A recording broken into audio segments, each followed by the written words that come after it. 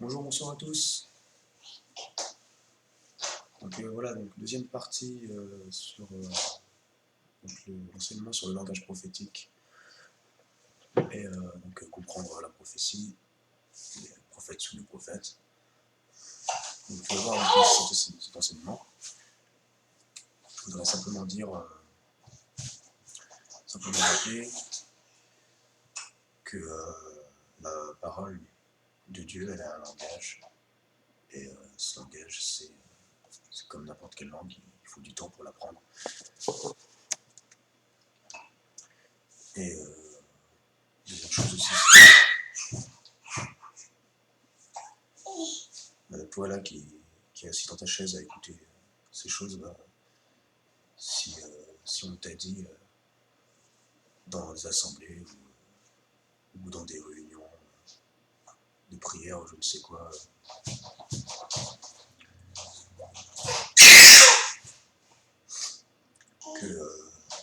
qu'il fallait faire en fait pour avoir, c'est un mensonge. La parole est claire à ce sujet. Et justement, le langage prophétique nous en révèle en partie le sens. En fait, apprendre à connaître le langage de Dieu, via sa parole, via les Écritures, nous permet en fait de rester sur Christ. Et j'ai envie de te dire que tout ce qui t'amène à ne pas chercher Christ davantage, ce n'est pas la parole de Dieu. C'est comme ça en fait qu'on discerne si c'est bien le langage divin ou non.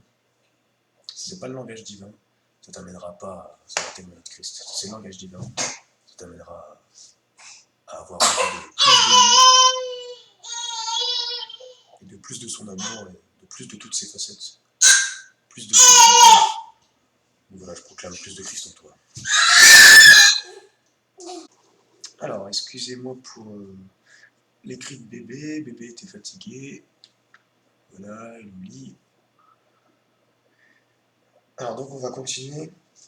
On s'était arrêté donc dans Joël, tout ça. On va reprendre ensemble les passages. En fait, on s'était arrêté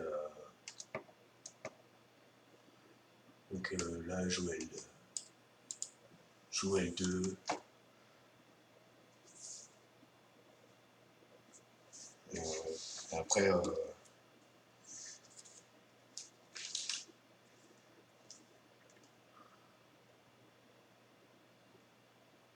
voilà.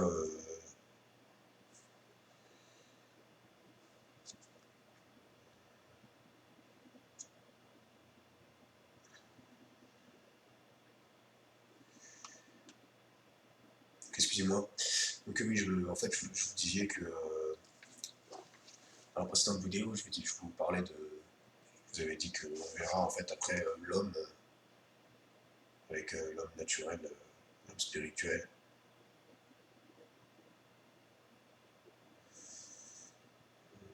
Parce que là, donc, c'était Joël 2, versets 1 à 10.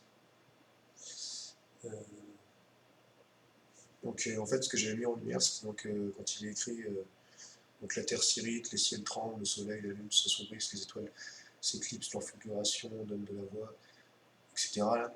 Le soleil, la lune s'assombrissent, tout ça là. Ça, en fait, je l'avais déjà dit dans une précédente vidéo sur la Pentecôte, où on retrouve ça donc dans Apocalypse 6, et on retrouve ça aussi donc dans Matthieu 24, 29, donc, voilà, Luc 21, 25, 26, Marc 13, 24. Je vais quand même reprendre avec vous, juste pour vous montrer. Donc Marc, je vais juste prendre Marc 13. En fait, c'est juste pour vous montrer à quel point en fait, les prophètes consultent toujours les prophètes.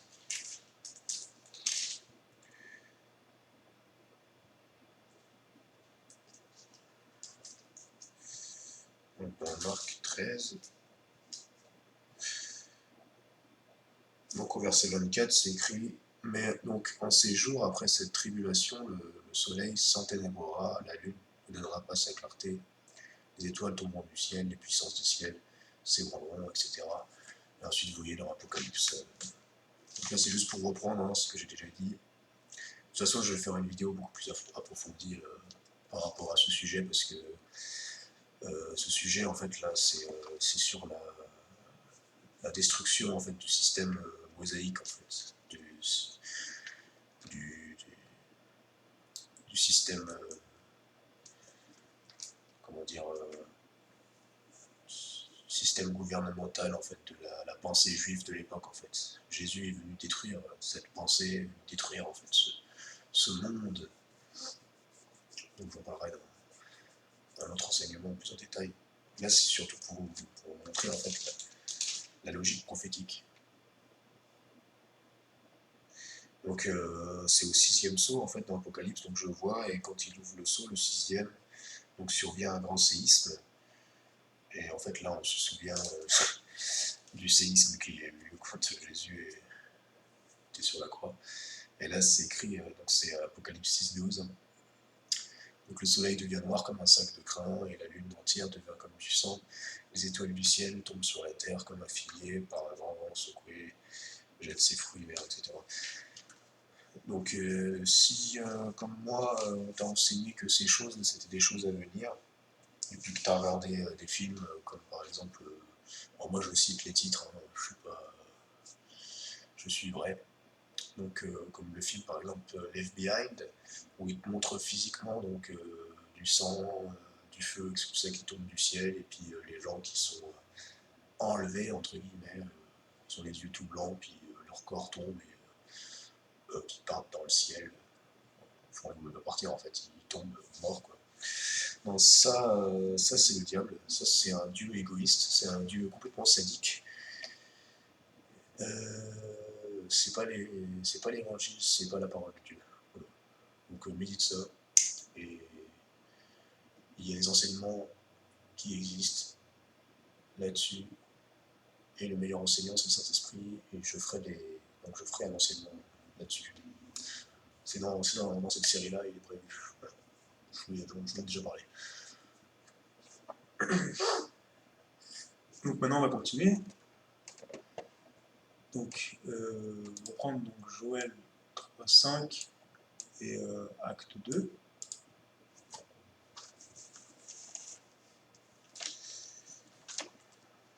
Donc excusez-moi si c'est pas hyper clair, c'est pas toujours très préparé. Puis je connais pas les écritures par cœur, loin de là. Et surtout je connais pas du tout la parole. Je me laisse guider par le Saint-Esprit qui vit en moi.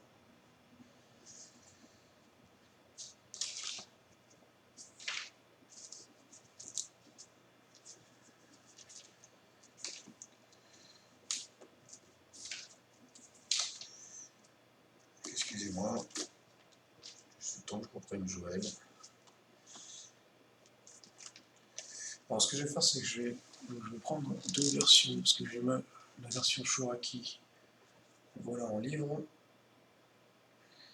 Et je vais prendre sur mon téléphone, je vais prendre la Darby.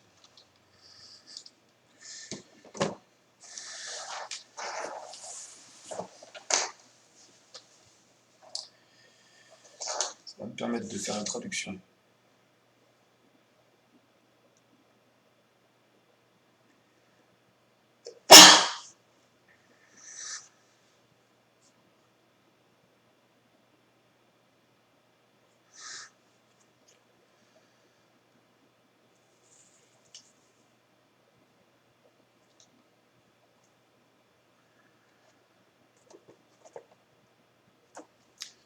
Donc Joël 3.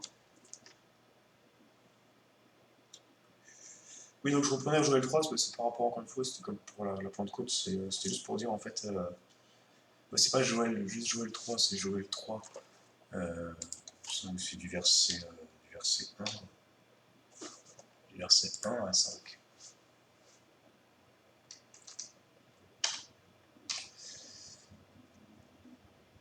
Et acte 2.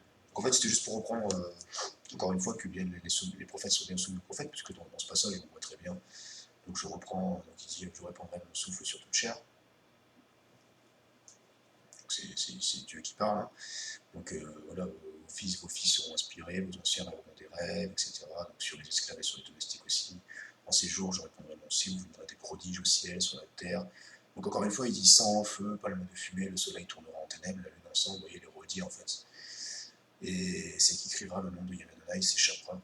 Et donc là, quand vous reprenez donc, en fait, acte 2, ce qui est merveilleux en fait, c'est que en fait, ces paroles-là que nous, les astronomes, on pourrait croire que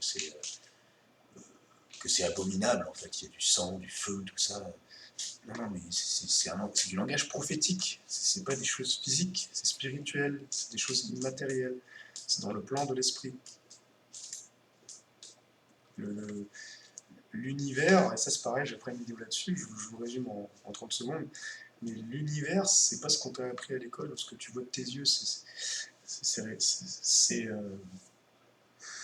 résumé en 3 choses.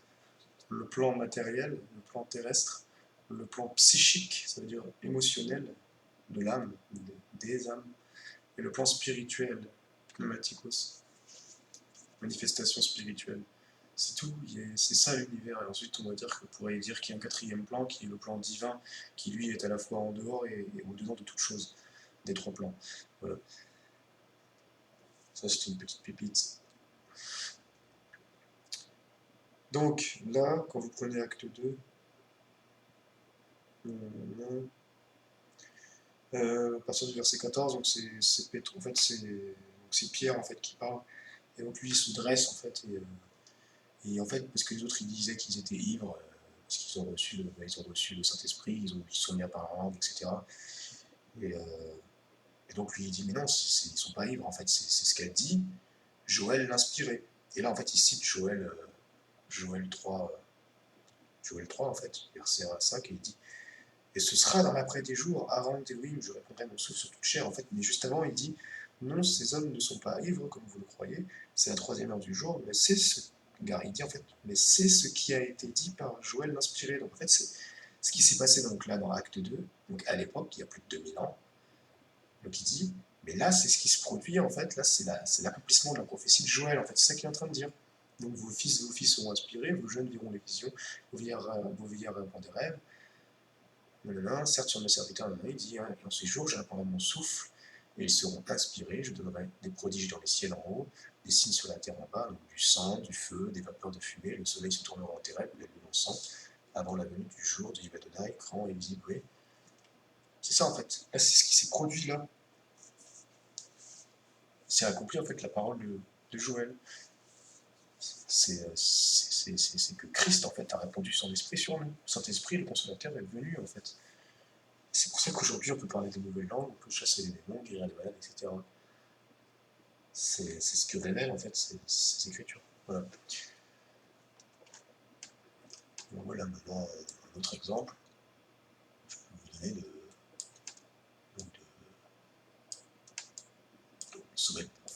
de prophète sous le prophète et de logique prophétique, langage divin. Donc on va prendre donc 2 Corinthiens 3, donc 1 à 6.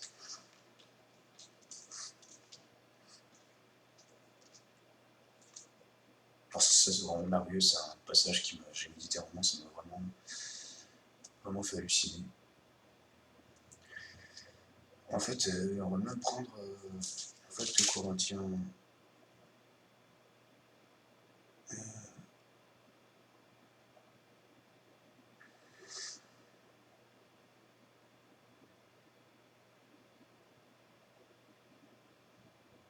En fait, il faudra reprendre 2 Corinthiens 2. Je vous laisse méditer et en gros, on va reprendre 2 Corinthiens 2 à partir du verset 15 en fait. C'est écrit. Donc oui, nous sommes pour Elohim, donc la bonne odeur du Messie, la bonne odeur de Christ, parmi les sauvés et parmi les perdus. Donc aux uns, une odeur de mort pour la mort, donc les perdus, c'est... non, pardon. Donc aux uns, une odeur de mort pour la mort, parce qu'en fait, voilà.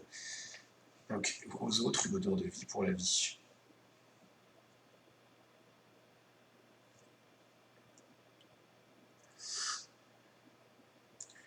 Donc de cela, qui est capable? car nous ne sommes pas, donc, comme la plupart, nous ne sommes pas comme la plupart, à trafiquer la parole d'Elohim. On ne peut pas trafiquer la parole d'Elohim. La parole d'Elohim révèle toujours son Fils, Yeshua Mashiach, Jésus-Christ, Jésus le Christ. Donc nous parlons comme à partir de la sincérité, comme à partir d'Elohim, en face d'Elohim, dans le Messie, donc en Jésus-Christ. Dans le Christ. Donc ensuite, à partir du chapitre 3, voilà, c'est écrit, dans la Shoah qui s'intitule l'Ancien et le Nouveau. Donc, recommençons-nous à nous recommander nous-mêmes. Pour l'interrogation, donc non. Ou bien avons-nous besoin, comme certains, de lettres de recommandation pour vous ou de vous? Nos lettres, c'est vous, donc c'est vous, écrites dans nos cœurs, pénétrées et lues par tous les hommes. Donc, bien là, notre lettre, c'est vous, écrite dans nos cœurs, pénétrée et lue par tous les hommes. Vous êtes manifestement une lettre du Messie, procurée par nous et écrite, non pas avec de l'encre, mais avec le souffle d'Elohim, le vivant, et non sur des tables de pierre, mais sur des tables de chair, les cœurs. Et en fait, là, il est en train de citer clairement Moïse. Moïse, quand il a reçu les tablettes, en fait, comment dire, vous voyez, il dit en fait après il dit plus tard en fait dans 2 Corinthiens, donc en fait dans le même chapitre au verset 14, il dit qu'en fait les pensées en fait de ceux qui lisent Moïse en fait se sont endurcies, car jusqu'au jour présent le même voile demeure à la lecture donc de l'Ancien Testament, et il n'est dévoilé en fait que lorsque le cœur en fait se convertisse à Christ. Parce qu'en fait, l'Ancien Testament, c'était l'ombre en fait des choses à venir, des choses en fait qui viennent en Jésus-Christ.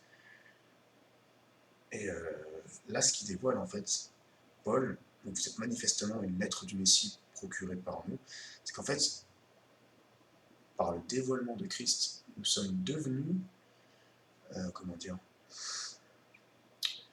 je sais pas comment dire en fait, on est devenu en fait, mais on est devenu participant de la nature divine. Et en fait, nos écritures, en fait, comme les écritures de Paul, dévoilent par le Saint-Esprit, en fait, dévoile Christ, en fait. Il faut toujours, par contre, toujours que ce soit fondé, en fait, sur les écritures, les anciennes écritures des anciens prophètes, car les prophètes sont soumis aux prophètes. Je ne sais pas si vous captez ce que je veux dire. Donc, et ensuite, il dit, une telle confiance, nous l'avons par le Messie, donc au verset 4, devant Elohim, non que nous soyons capables de rien estimer comme venant de nous, donc toute notre capacité ne venant que d'Elohim, qui nous a rendus capables de servir le pacte neuf, non par la lettre, mais par le souffle, car la lettre tue, mais le souffle vivifie. Vous voyez, il dit bien, non par la lettre, mais par le souffle, car la lettre tue, mais le souffle vivifie. En fait, ce qu'il veut dire par là, c'est que tu peux lire, en fait, des lettres, si tu n'as pas compris, en fait, si tu ne connais pas, en fait, l'homme, la personne, en fait, qui a écrit cette lettre, ça sert à rien. Tout comme, en fait, la Bible, en fait, témoigne de Jésus-Christ. Et donc, en fait, si tu n'apprends pas, en fait, à connaître la personne dont témoigne, en fait, qui témoigne, comment dire, la personne qui a écrit, en fait, qui a inspiré, en fait, ce livre, ça sert à rien, en fait. C'est comme si tu lisais n'importe quel autre livre. Voilà.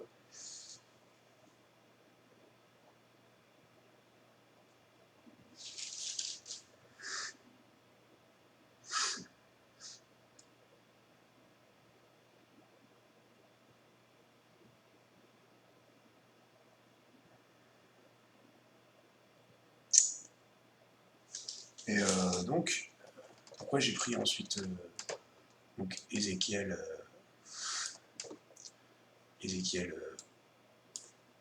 11, 19 à 20 et Ézéchiel 36, 26. Parce qu'en fait, à un moment donné, il nous parle du cœur, Paul. Il nous dit, notre lettre, c'est vous, écrite dans nos cœurs, pénétrée et lue par tous les hommes. Vous êtes manifestement une lettre les mains, il dit ensuite, non sur des tables de pierre, mais sur des tables de chair. Il dit, j'avais les cœurs. Et Ézéchiel en a parlé aussi. Et ça vous fait pas penser à quelque chose de pierre, chair. Vous allez voir en fait.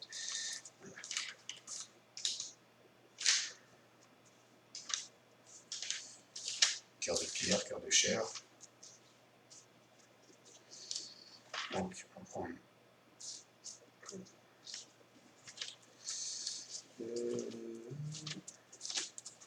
excusez-moi, un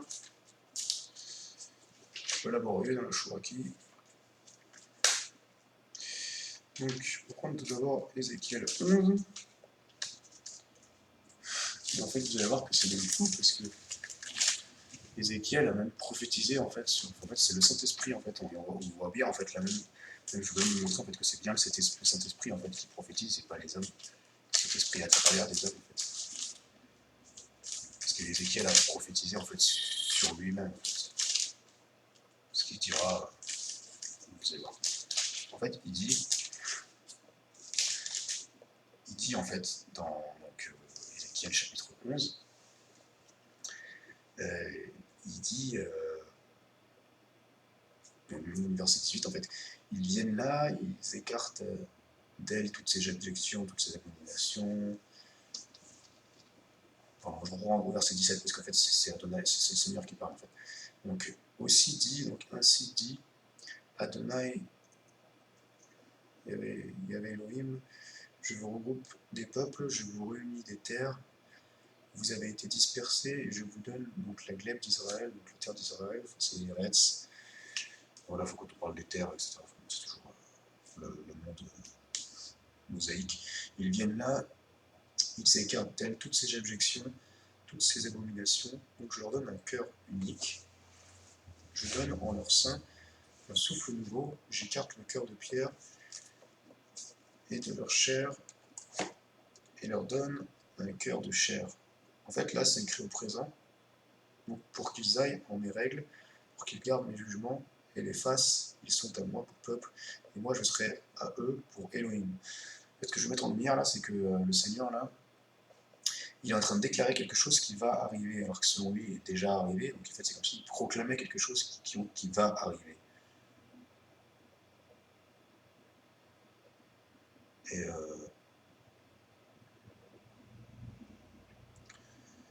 donc, vous voyez, en fait, dans la Louis II, par exemple, c'est écrit « Je leur donnerai un même cœur, et je mettrai en vous un esprit nouveau, j'ôterai de leur corps le cœur de pierre, et je leur donnerai un cœur de chair. » Et dans la Darby, c'est écrit « Je leur donnerai un seul cœur, et je mettrai au-dedans de vous un esprit nouveau, et j'ôterai de leur chair le cœur de pierre, et je leur donnerai un cœur de chair, afin qu'ils marchent dans mes statuts, et qu'ils gardent mes ordonnances, et les pratiquent, et ils seront mon peuple, et moi je serai leur Dieu. » En fait, ça c'est nous. Le cœur de pierre, c'est quand on était sous la loi, c'est l'homme religieux, etc. Et quand tu as le dévoilement de Christ, quand Christ se révèle à toi, tu reçois le cœur de chair, tu reçois l'esprit nouveau, tu reçois la tendresse du Saint-Esprit.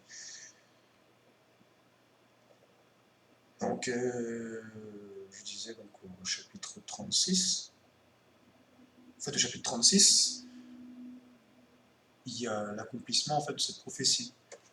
Et il ne faut pas chercher plus loin, en fait, à chaque fois, les prophéties, en fait, toutes les prophéties bibliques sont accomplies. Elles sont écrites, en fait, par la Bible. On cherche trop, en fait, des prophéties on cherche trop des trucs pour l'autre. Pour nous, là, à l'heure actuelle, des prophètes, mais il faut savoir qu'en fait, la plupart des prophètes, les prophètes de l'Ancien Testament, ils ont parlé premièrement pour le peuple juif. En fait. Et Jésus n'a fait que les citer. Donc je disais, donc, Ézéchiel 36-26, pardon.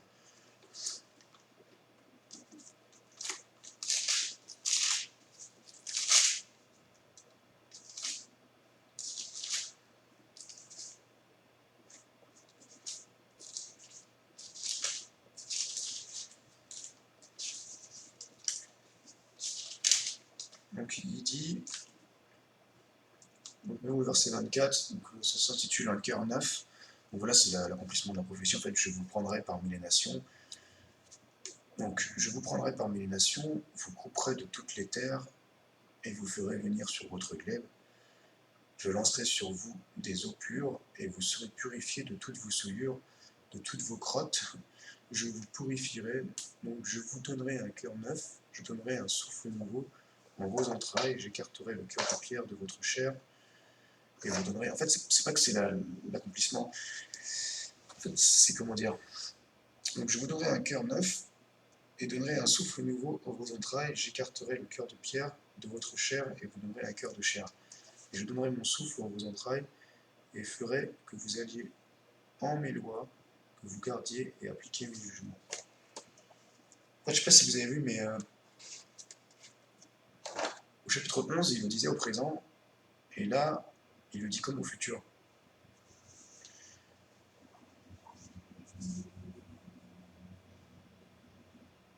En fait, c'est comme si en fait, il avait proclamé, dans un temps, il avait proclamé,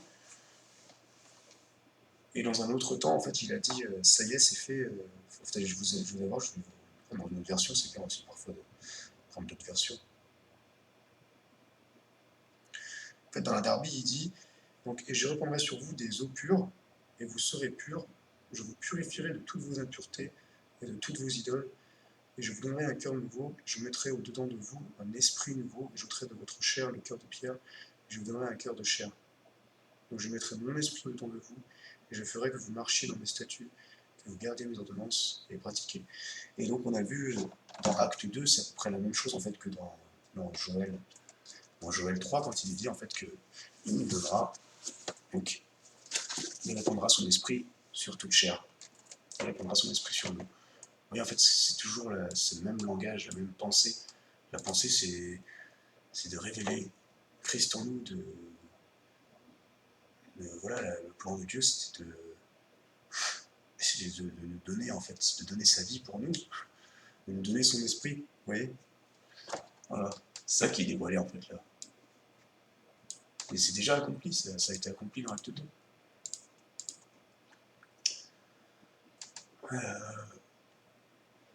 Donc, juste avant de prendre 1 Corinthiens 15, juste donc une dernière petite chose, juste pour vous montrer en fait que, voilà, toi là qui est assis dans ta chaise, dans ton fauteuil, je sais pas comment tu es, mais en tout cas ce qui est sûr, c'est que tu es dans un monde où tout est basé sur aller très vite, faire tout très vite, et, recevoir tout de suite, etc. etc. On n'a pas le temps de se poser, on n'a pas le temps de méditer ce qu'ont dit les anciens, etc. tout ça. Et en fait, petit à petit, en fait, le monde bouge, et puis finalement, il y a beaucoup de gens en fait, qui reviennent à l'ancienne, entre guillemets, parce qu'ils se rendent compte que les choses anciennes marchent mieux que les nouvelles, et que parfois être soumis à nos pères, c'est beaucoup mieux que de vouloir faire par nos propres forces. Donc, Daniel 9, qui est écrit, en fait, c'est là que je vais prendre vraiment la version sur mon téléphone, parce que c'est écrit en l'an 1 de Dariavesh ben Ahashvérosh, donc fils d'Ahashvérosh en hébreu. Donc c'est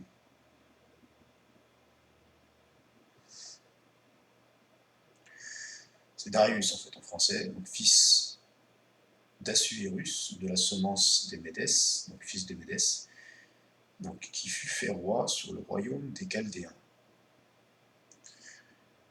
Donc la semence des Madaï, qui avait été fait roi sur le royaume des Kasdim.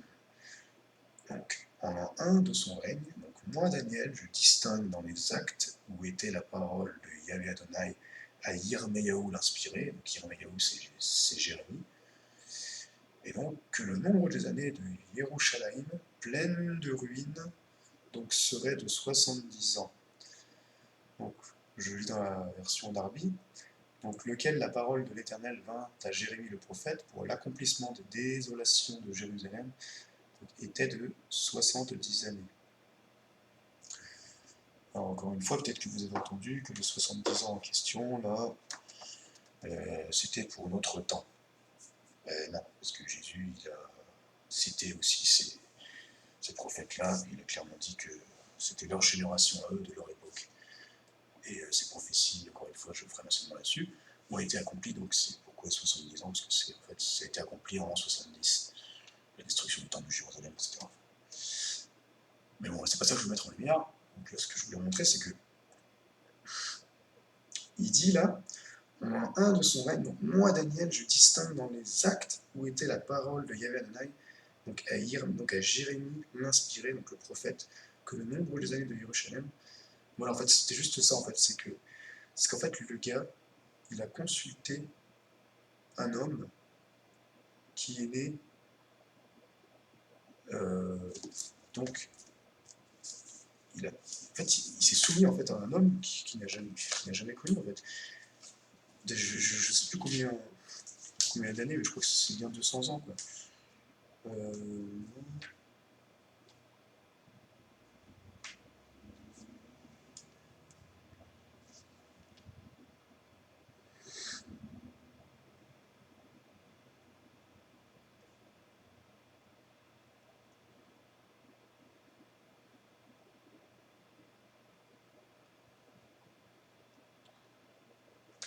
je vous laisserai chercher, mais bon, c'est sûr, c'est plusieurs centaines d'années avant.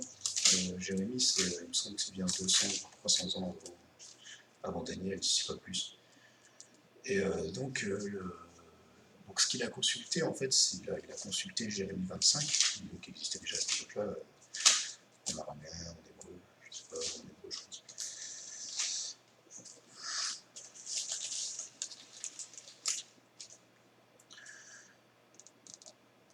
Et donc dans Jérémie 25, donc en fait le contexte ici, je relis à partir du verset 1, c'est donc la parole qui était à Jérémie sur tout le peuple de Yehuda, comment dire, de Juda en fait.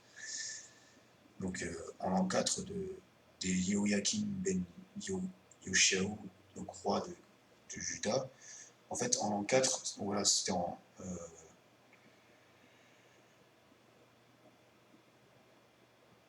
apparemment c'est l'an 605. Je pense que c'est l'an 605 avant Jésus-Christ.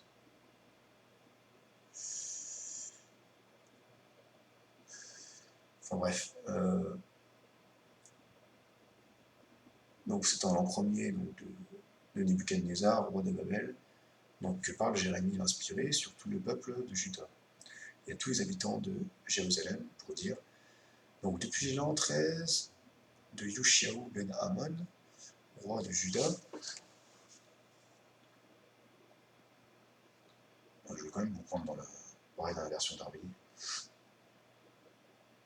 Alors excusez-moi, je prends la version d'Arby parce que je la trouve quand même parfois plus littérale et puis j'en ai un peu marre de la Louis Sauron qui est un peu trop condamnatrice, ça me goût.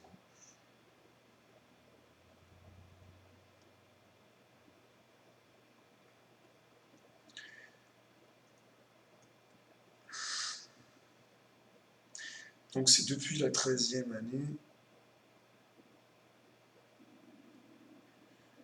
Donc c'est Josias, donc fils d'Amon, roi de Juda, jusqu'à ce jour. Donc ça c'est le verset 3. La parole de l'Éternel m'est venue et je vous ai parlé, me levant de bonnes heures, donc et parlant, et vous n'avez pas écouté. Donc, et l'Éternel vous a envoyé tous ses serviteurs, les prophètes, se levant de bonnes heures, les envoyant, et vous n'avez pas écouté, et vous n'avez point incliné vos oreilles pour écouter lorsqu'il disait, donc revenez donc chacun de sa mauvaise voie et de l'iniquité de vos actions, et vous habiterez sur la terre que l'Éternel vous a donnée à vous et à vos pères de siècle en siècle. Donc là, on voit clairement, encore une fois, que la terre en question, là, c'est la terre d'Israël, en fait. C'est Machora qui sait, donc pour dire, retournez donc chaque homme de sa route mauvaise, malfaisante, de vos agissements, et demeurez donc sur la glèbe que Yahvé Adonai vous a donnée. La glèbe, en fait, là, c'est bien la terre meuble, en fait. On parle pas de la terre de la planète. la planète qui est plate. Bref. Et vous et à vos pères de pérennité en pérennité. N'allez pas derrière d'autres Elohim pour les servir, pour vous prosterner devant eux. Ne méritez pas par l'œuvre de vos mains, et je ne m'effererai pas contre vous. Mais vous ne m'avez pas entendu, Harang de Yahvé Adonai, afin de mériter avec l'œuvre de vos mains en mal pour vous. Donc, aussi, ainsi dit donc Yahvé Adonai Sebaoth, donc l'Éternel des armées, puisque vous n'avez pas entendu ma parole, me voici, j'envoie prendre tous les clans donc, du septentrion. Donc voici, j'envoie et je prends toutes les familles du nord, dit l'Éternel, et donc Nebuchadnezzar, mon roi de Babylone, mon serviteur, et je les ferai venir contre ce pays et contre ses habitants et contre toutes ces nations alentour, et je les vouerai à la destruction, j'en ferai une désolation et un objet de sifflement et de désert perpétuel, et je ferai périr du milieu d'eux la voix de l'allégresse et la voix de la joie. En fait, aujourd'hui, si vous allez là-bas, vous verrez en fait que cette prophétie a bien été accomplie. Et donc il dit là, donc au verset 11, « Et tout ce pays sera un désert, une désolation, et ces nations serviront le roi de Babylone pour 70 ans. Et arrivera quand les 70 ans seront accomplis. » Donc, quand les 70 ans seront accomplis. En fait, là, quand il parlait donc, du roi de Babylone, donc c'était en fait de l'an 0 à l'an 70. C'était le bazar, en fait, en Israël, tout ça, dans le peuple juif. Oui, depuis la naissance de Jésus, ça a été persécution jusqu'à l'an 70. En fait, c'est ce qu'il a annoncé Jésus. Ça a été tribulation sur tribulation. Et l'an 70, ça a été la fin, en fait. Il arrivera, quand les 70 ans seront accomplis, que je visiterai sur le roi de Babylone, sur cette nation, là leur iniquité, dit l'Éternel, et c'est sur le pays des Chaldéens, et je le réduirai en désolation perpétuelle, et je ferai venir sur ce pays donc toutes mes paroles que j'ai dites contre lui, tout ce qui est écrit dans ce livre, ce que Jérémie a prophétisé contre toutes les nations, etc. etc. En fait, je passe, vous méditerez. Hein. Et donc, je disais, pardon, donc en fait, c'était ce qui me prend bien, c'était verset 12 en fait. Donc, et ce sera après 70 ans, donc 70 ans pleins, je sanctionnerai de leur tort le roi de Babel et cette nation, Haran de Yévedanaï, la terre des Kasdim, je la mettrai en désolation de pérennité. Donc jamais en fait. Mais au verset 12, et il arrivera, quand les 70 ans seront accomplis, que je visiterai sur le roi de Babylone et sur cette nation, là, leur iniquité, dit l'Éternel, et sur le pays des Chaldéens, et je le réduirai en désolation perpétuelle. En fait, voilà, c'était surtout pour mettre en lumière que Daniel s'est bien référé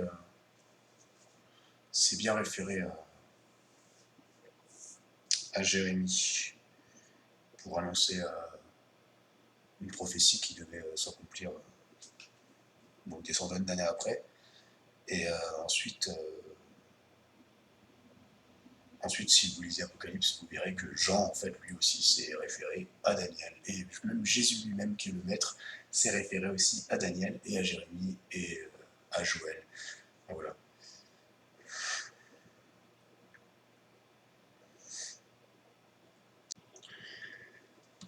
Ok, maintenant, on va prendre 1 Corinthiens 15, à partir du verset 36. Donc là, il dit, même du verset 35, il dit, mais quelqu'un dira, mais comment les morts se réveillent-ils? Avec quel corps viennent-ils? Et là, Paul, il dit, mais fou, mais ce que tu sèmes ne prend pas vie sans mourir d'abord. Vous voyez, parabole du semeur. Et même, ce que tu sèmes, en fait, ne prend pas vie sans mourir d'abord.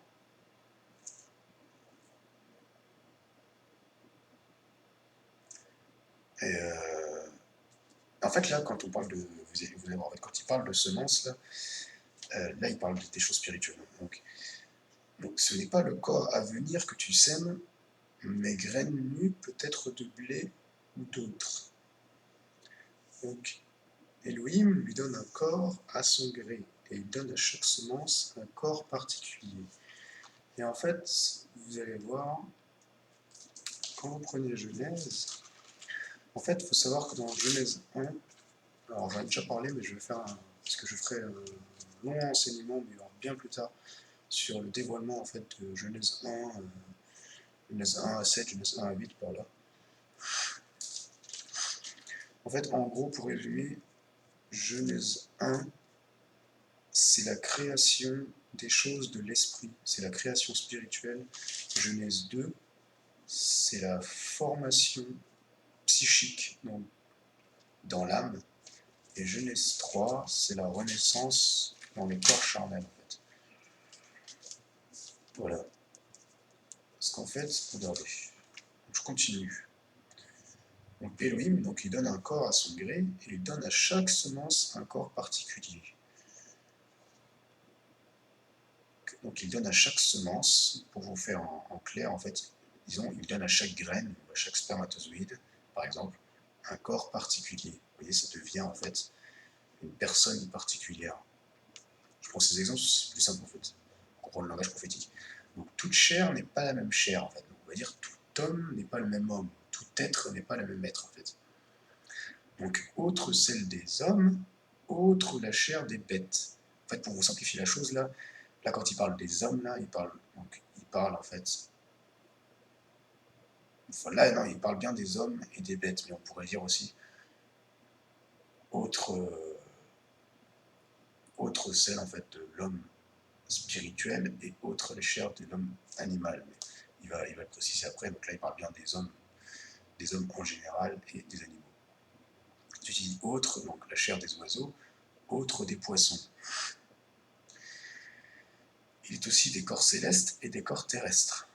Donc il y a des corps célestes, donc des corps qui sont dans le monde céleste, le monde invisible, immatériel, et il y a des corps qui sont dans le monde physique, le monde matériel. Et ensuite il dit, mais autre la gloire des célestes, autre celle des terrestres. Il dit, donc autre la gloire du soleil, autre la gloire de la lune, autre la gloire des astres. En fait là, si vous reprenez dans... Excusez-moi.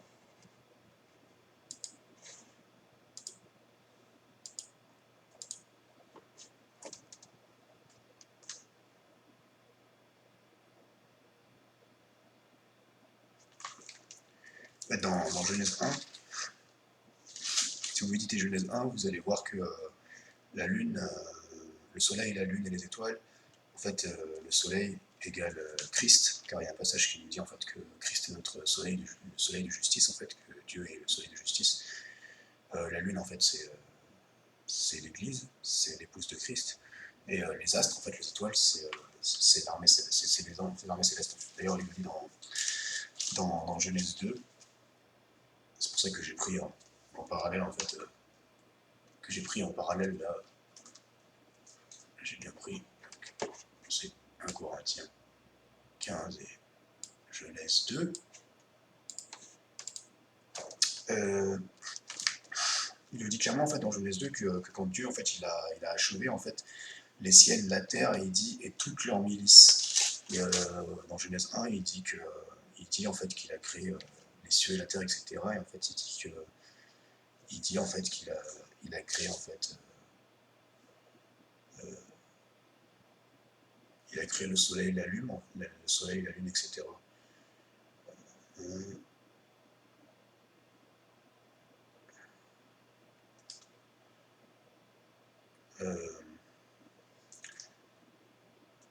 C'est au 4e jour en fait où il a créé en fait, il a achevé en fait le soleil et la lune et les étoiles en fait au 4e jour, et ensuite il a créé les êtres vivants. Alors, en fait, les êtres vivants là, en particulier, en réalité, ce sont les animaux. En fait, ce sont dans le langage prophétique, ce sont les animaux. En fait, ce sont les hommes, c'est l'homme naturel en fait. Et ensuite, c'est l'homme naturel et c'est aussi, des anges. Et pour ça, je vous laisse méditer que le Saint-Esprit vous révèle ces choses. Ça dépend à quel niveau de lecture on se place aussi. Et ensuite, il dit, Elohim dit, donc nous ferons Adam le glébeux à notre réplique selon notre ressemblance. Donc ils assujettiront, c'est au pluriel en fait, là quand on parle de... Dans d'autres versions, c'est écrit en fait, nous ferons l'homme en fait à notre image. En fait, c'est l'homme, Dieu voit pas comme nous en fait. Dieu, il regarde à toute la création en même temps, il voit tous ses enfants en même temps. En fait, là, c'est l'homme corporatif.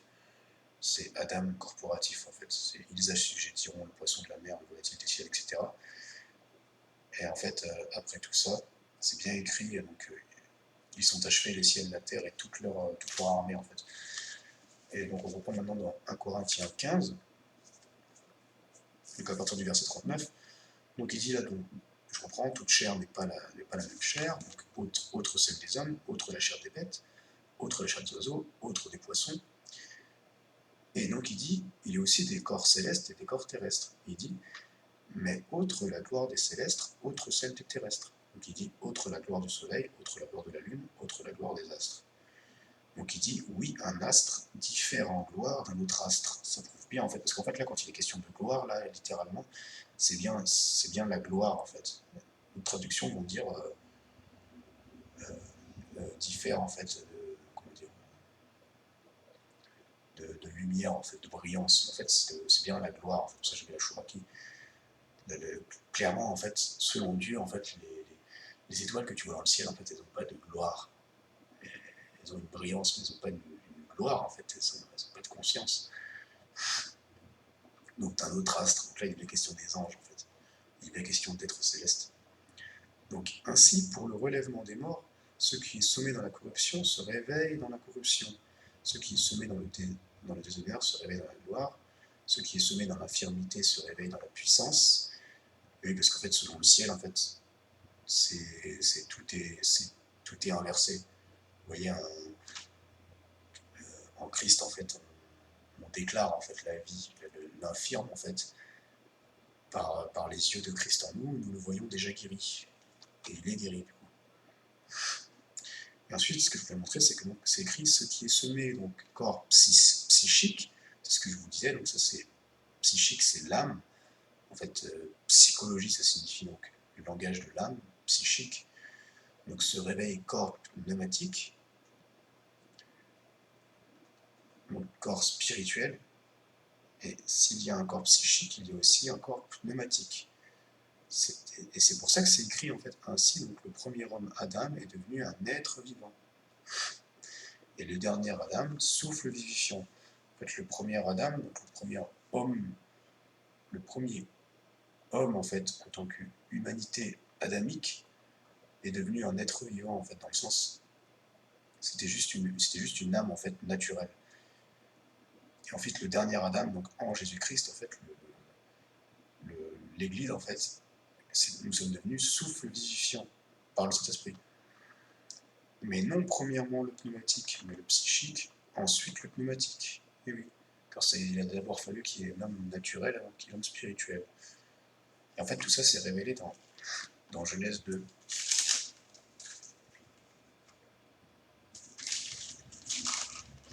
Parce que, comme dans Genèse 2, en fait, vous voyez, en fait, dans Genèse 1, d'abord, en fait, Adam, il a d'abord été... Vous voyez, en fait, il a d'abord été formé, en fait, nous ferons Adam.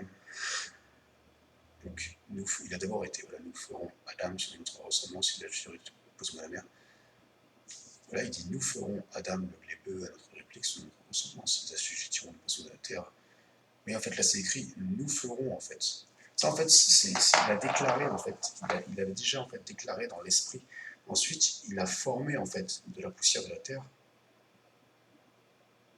Donc voilà les enfantements des ciels de la terre en leur création, au jour de faire et Adonai, le terre et le ciel de mon main. Il dit donc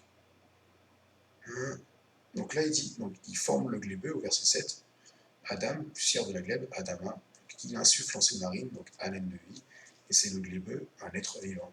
Et là c'est juste un être vivant en fait. Elohim plante un jardin en Éden, où le vent, etc. Il met le glébeux qu'il a formé, Yahvé Adonai, Elohim fait germer de la glèbe tout arbre, convoitable pour la vue et bien à manger, l'arbre de la vie au milieu du jardin, etc. L'arbre de la vie, c'est Christ. Voilà, et maintenant quand vous prenez, donc, pardon.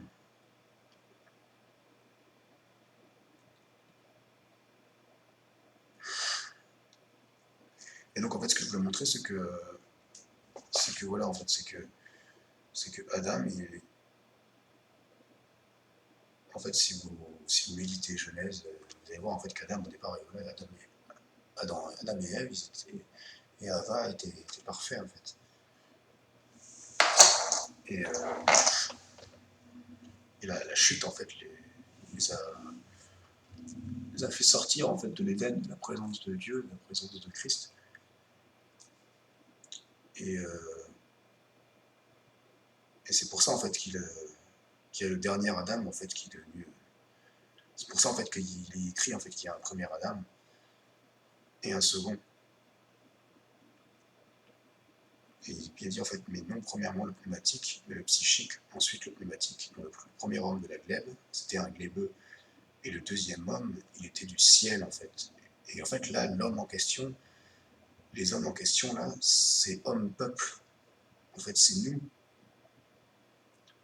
Donc, autrefois, tu étais un homme, donc en fait, de la terre, un terrien classique. Et maintenant, en fait, tu es devenu un homme du ciel, en fait, c'est ce qu'il dit là. Et donc, vous voyez, en fait, Paul, en fait, il a eu le dévoilement de Genèse. Donc, encore une fois, prophète soumis au prophète, c'est Moïse, en fait, qui a écrit Genèse. Et donc, il s'est référé, en fait, à Moïse pour éprouver, en fait, le Saint-Esprit dans les Écritures. Et que le Saint-Esprit, en fait, lui dévoile Moïse, en fait. Donc, comme nous avons porté, c'est pour ça après, on est verset 49, il dit, comme nous avons porté l'image du glébeux, ainsi nous porterons aussi l'image du céleste. Oui, je le dis, frère, la chair et le sang ne peuvent hériter le royaume d'Élohim, ni la corruption hériter l'incorruptibilité. Et il dit, voici un mystère, je le dis, nous ne nous endormirons pas tous, mais nous serons tous transformés en un instant, en un clin d'œil, au son du chauffard ultime. Oui, il sonnera le chauffard, et les morts se réveilleront incorruptibles, et nous serons transformés. Et en fait, là, quand il parle de s'endormir, etc., en fait, c'est du langage prophétique. Il est en train de dire, en fait, que nous, en Christ, en fait, nous sommes déjà morts, en fait. Nous nous réveillons, en fait, car nous sommes morts et ressuscités en lui. Et quand il dit que nous sommes transformés, en fait, oui, nous sommes transformés, en fait, à mesure que tu apprends à connaître Jésus qui est en toi, qui t'a déjà complètement changé, oui, tu es transformé. En fait, le challenge, il est dans le fait que tu as une nouvelle identité. Maintenant, ton identité, tu dois apprendre à la connaître. Moi, mon enfant, par rapport à ça, mon bébé naturel, m'enseigne beaucoup. Car un bébé, ça se découvre en fait, ça découvre ses mains, ça découvre sa parole, ça joue même juste avec ses doigts, ça joue un bébé, avec ses pieds. Petit à petit, en fait, il découvre d'abord ses mains. Au début, en fait, ils ont une vision qui est floue. Ils découvrent, voilà, ils découvrent le monde. Ils découvrent donc leurs doigts qu'ils peuvent attraper. Ensuite, ils peuvent tout attraper, ils peuvent tout mettre à la bouche. Ils découvrent leurs pieds. Puis ils apprennent à se retourner, ensuite à se mettre assis. Puis maintenant, ils commencent à essayer de se mettre debout. Et en fait, ils se découvrent. Et nous, en fait, en Christ, on est spirituellement, c'est la même chose. C'est pour ça que les choses naturelles nous enseignent. C'est la même chose, on doit apprendre en fait à se découvrir. Et la meilleure manière d'apprendre à se découvrir, c'est de méditer les écrits. Et de chercher en fait dans les écrits la parole de Dieu qui révèle Christ. Car nous sommes Christ. Voilà. Et nous avons la pensée de Christ, nous dira Paul. C'est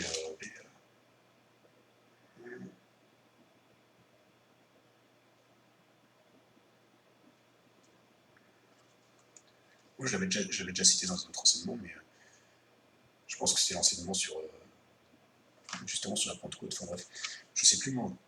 En tout cas, il y a un passage, Paul nous dit clairement que nous avons la pensée de Christ. Donc, voilà. Donc, médite les Écritures, médite les prophètes, et sors pas les écrits de leur contexte. Jésus-Christ vit en toi, et il te révèle qui tu es vraiment. Cherche ton identité en lui. Comme Jean-Baptiste ne savait pas à quel point il était Élie en esprit, tu es Christ en esprit, mon frère, ma soeur. Tu es Christ. Donc, médite sur l'être intérieur,